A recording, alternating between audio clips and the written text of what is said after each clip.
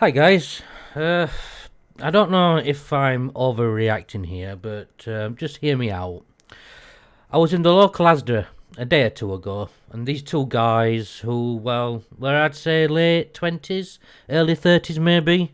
Well, believe it or not, they were actually standing there, I shit you not, standing there arguing about what is the best, Coke or Pepsi. I mean, seriously? Like, that is what is important these days? Not such things as world hunger, the starving millions, civil wars, people being butchered for having a different belief. Look at that hospital the other week that was blown up in Syria. I mean, children died. The drug trade in South America, mindless violence, the state of our welfare, this out of control immigration, the state of our national health, the state of our schools, the state of our prison service, the crap our government feeds us every day, especially this pathetic referendum on Europe. It shows you that our Prime Minister is just a lapdog because, I mean, he had to get Obama to speak for him. What the hell has it got to do with Obama? I mean, he won't even be in power when or if we leave the EU. So shut your mouth, Obama. It's got nothing to do with you. Concentrate on the United States. Concentrate on going and bombing another country for its oil. You know, I'm sure that'll keep you busy. And just stay out of our business. Cameron, that was a huge own goal for you, you feral little man. So screw you, Cameron. Screw you, Obama. And screw Europe. So anyway, I digress. Back to these two circus animals in the Asda. I mean, Coco Pepsi?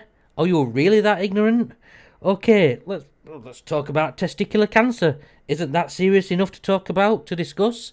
Instead, your ignorance holds no bounds. It is so disappointing ignorance isn't painful, because you two would be just be in so much pain. If ignorance is bliss, you two must be the most happiest people alive. Ignorance and being dumb is very closely related, and if you were any more dumb, you would have to be planted and watered twice a week. I cannot imagine what qualities you may have that would compensate for your ignorance. There is, I believe, a fine line between ignorance and mental illness. Your lives must be devoted to spreading ignorance. Your family trees must be a circle. You two are prime candidates for natural deselection. Your ignorance well outweighs all other skills. If your intelligence was a shirt, it would be in a clearance sale. The best part of you is still running down your old man's legs. You are just two-legged stool samples. Do your parents have a really loud bark? I wish you both no harm, but let's face it, it would have been much better if you hadn't lived. Go and apologise to your mothers for not being stillborn. Benjamin Franklin once said, "We are all about ignorant, but one must work hard to remain stupid." Guys, this ring any bells for you? Is it possible to be that ignorant that you don't actually know how ignorant you really are? You are ignorant of ignorance itself. Do you two wonder what life would be like if you'd have had enough oxygen at birth? Anyone who ever loved you were wrong. It's that plain and simple. You may occasionally stumble over something intelligent speak about, but no doubt you'll just pick yourselves up, dust yourselves down, and carry on as if nothing happened. You two are the type of people who bring joy to others when you leave the room.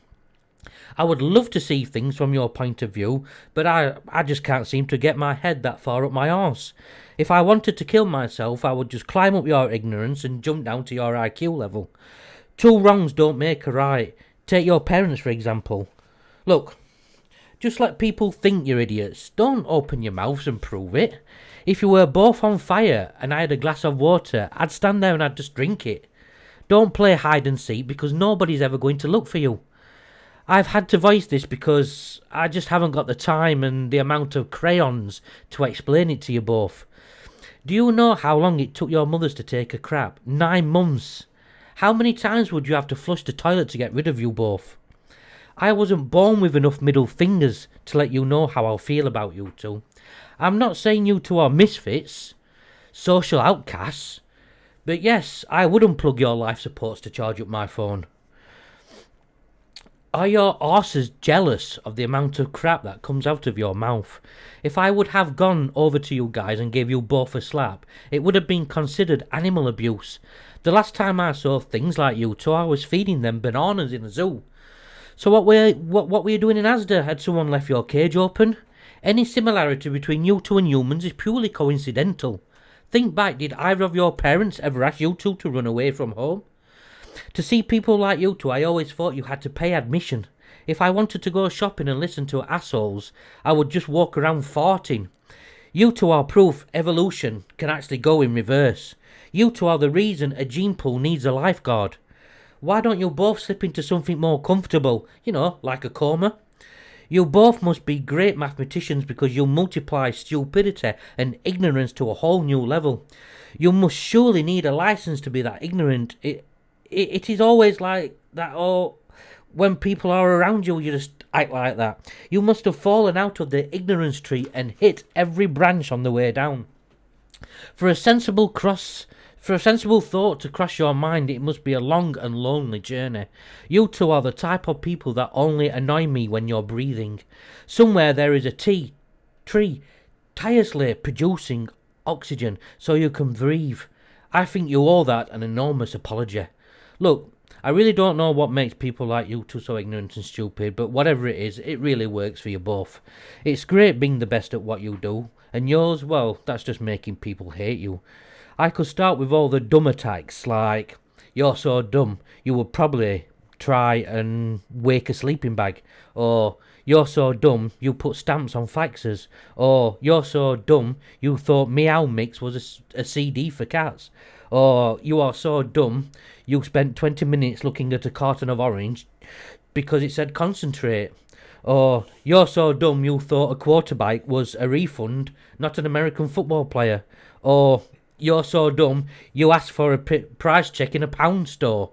Or you two have two brain cells, one is lost, the other is looking for it. Or if you spoke your mind, you'd be speechless. But no, I'm not going to go down that road today. So guys, next time you are about to talk a big pile of steaming horse shit in a supermarket, just remember, you're probably, you're adults, you probably pay taxes, you probably shave, you grow pubic hair, that sort of thing. So, just remember, you never know who's listening. If you haven't got anything interesting to talk about, just keep your mouth shut. Which, anyway, brings me to my next point. Ant and Dec. Jesus H. Christ, really, these guys? Is anyone else sick and tired of seeing these two fairies on our screens? Sure to God, to the Lord above, it's not only me. Every time you switch on your goddamn TV, you get these two Nancy boys. It matters not which channel, it could be Martian TV, 500 light years away from Earth. But heaven to Betsy, they are there, presenting some horse shit TV show that bored housewives watch. Come on guys, enough is enough. We're all sick to death of hearing your whiny little puny voices. You both try and be funny, but you are about as funny as a heart attack. You're about as funny as getting run over by a bus, or getting beaten senseless by a mob of delinquent teenagers who know no better. I would even go as far as to say I find terminal illness more amusing than you two.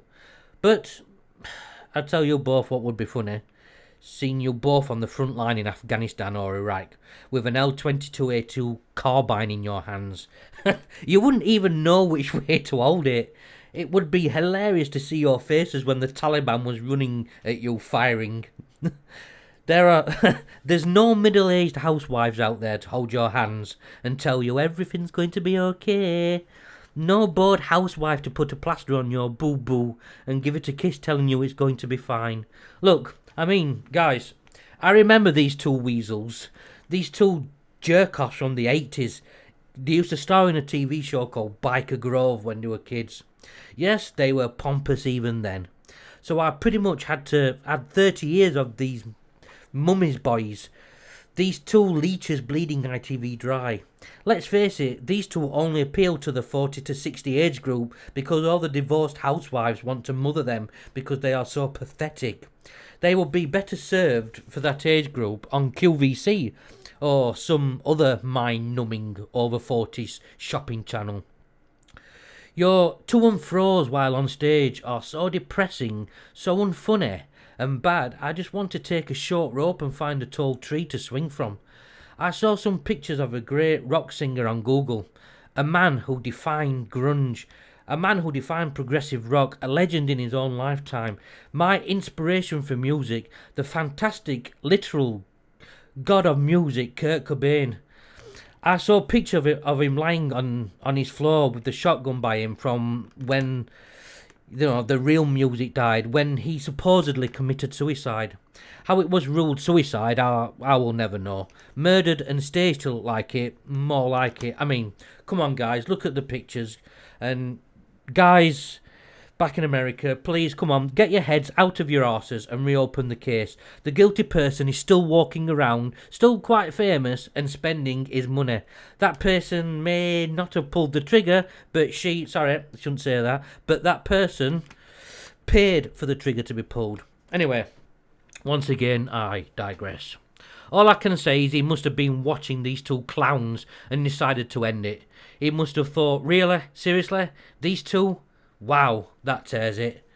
Look, boys, thanks for keeping our bored mums entertained for all these years. Thanks for the slapstick duo comedy, if you can call it comedy, and give us all a break and call it a day. We all beg you. Enough, please.